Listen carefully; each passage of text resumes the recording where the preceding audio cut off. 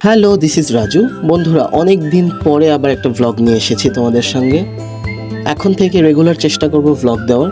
তো আজকে মূল যে ব্যাপারটা সেটা হচ্ছে একেবারে এই ঘরোয়া রান্না যেভাবে আমরা করি, মানে স্পেশালি আমি যেভাবে ঘরোয়া রান্না করি আমার খাওয়ার জন্য, সেগুলোই আজকে তোমাদের সঙ্গে শেয়ার করব। তো প্রথমে দেখতেই পাচ্ছ যে আমি কিছু সবজি কেটে নিচ্ছি।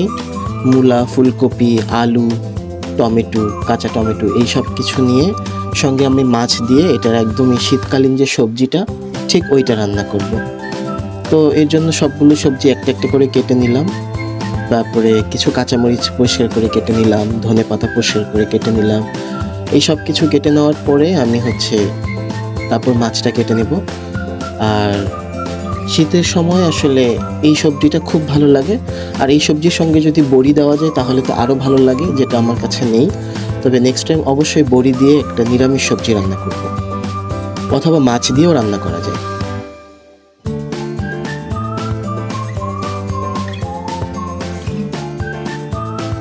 এখন মাছটা কেটে নিব। মাছটা ছোট তেলাপিয়া একটাই, সো এইটাকে আমি 4 টুকরো করে ফেললাম।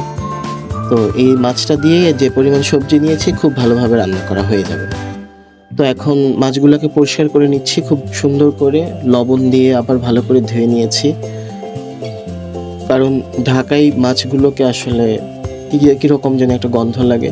তো এরপরে একটু লবণ আর হলুদ দিয়ে মেখে নিলাম, যেটাকে আসলে ম্যারিনেট বলে।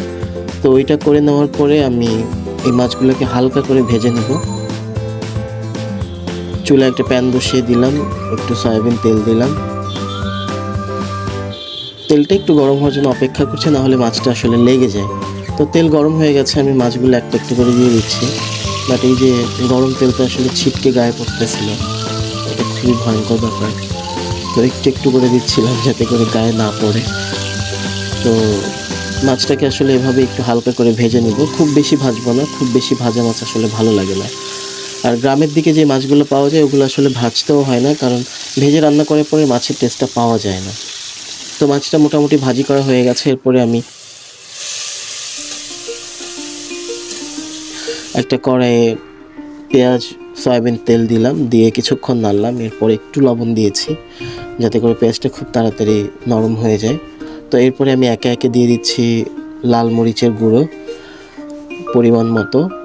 এরপরে দিচ্ছি একটু হলুদ, কারণ রান্নাতে হলুদ দিতেই হয়, কালারটা সুন্দর হয়। তারপরে একটু দিয়ে দিচ্ছি জিরা বাটা। জিরা বাটা নেই আসলে, গুঁড়া জিরা কিনতে পাওয়া যায় যেটা। তো এগুলো দিয়ে একটু হালকা করে নেড়ে নিলাম, ওগুলো একটু কষে নিল। দেন তারপরে রসুন বাটা দিয়েছি, আদা বাটা দিলাম পরিমাণ মতো। এগুলো দিয়ে আরেকটু কষিয়ে নিব, কারণ মশলাটা যত কষা হয় আসলে রান্নার মজাটা তত বেশি লাগে, তাতে করে পরে আর কাঁচা গন্ধটা থাকে না। এরপরে কিছুক্ষণ পরে আমি কেটে রাখা সবজিগুলো দিয়ে দিলাম। এই যে মূলা, আলু, কাঁচা টমেটো, ফুলকপি সব কিছু দিয়ে সুন্দরভাবে নেড়ে নিচ্ছি। তো কিছুক্ষণ একটু ঢেকে রাখতে হবে, কারণ এই পানিটা জাস্ট শুকিয়ে যাওয়া পর্যন্ত। তো একটু নাড়াচাড়া করে দিয়ে ঢেকে দিলাম। তো ঢাকনা দেওয়ার পরে কিছুক্ষণ রেখেছি, তারপরে আবার তুলে একটু ভালো করে নেড়ে চেড়ে কষানোর জন্য আবার একটু পানি দিতে হবে, কারণ আসলে সবজিটা কষানোর পরে তারপরে বার গিয়ে ঝোলটা দিতে হয়, তা না হলে আসলে খুব বেশি ভালো লাগে না। সবজিগুলোও সেদ্ধ হইতে দেরি হয়, কারণ আমি আসলে সবজিগুলো তেলে ভাজিনি, একেবারেই কাঁচা সবজি জাস্ট রান্না করতেছি, যেটা একেবারেই গ্রামের দিকে রান্না করে ওই রকম স্টাইলে আর কি।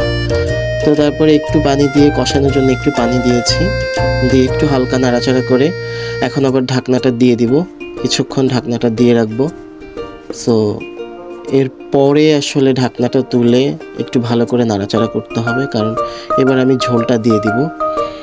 সো কষানো হয়ে গেছে, বুঝতেই পারছি তরকারি মোটামুটি একটা জায়গায় চলে এসেছে। এরপরে আমি পরিমাণ মতো একটু পানি দিয়েছি।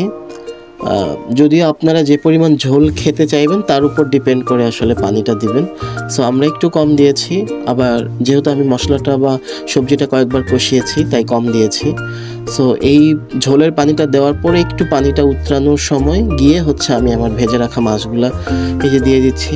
খুব বেশি না, মাত্র 4 টুকরা, তাই অনেক বেশি সময় লাগছে না। আর যেহেতু মাছ 4 টুকরা তাই তরকারির পরিমাণও খুবই কম।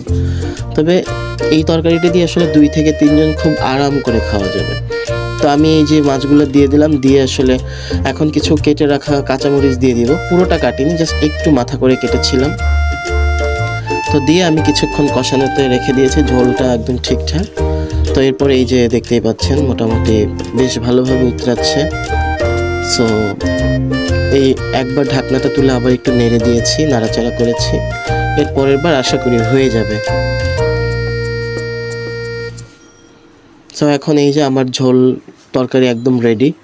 এখন আমি যেটা করব হচ্ছে কেটে রাখা ধনেপাতা দিব অনেকগুলো, কারণ ধনেপাতা দিলে আসলে খাবারের যে টেস্ট, যে ঘ্রাণ, সেটা আরও সুন্দর হয়।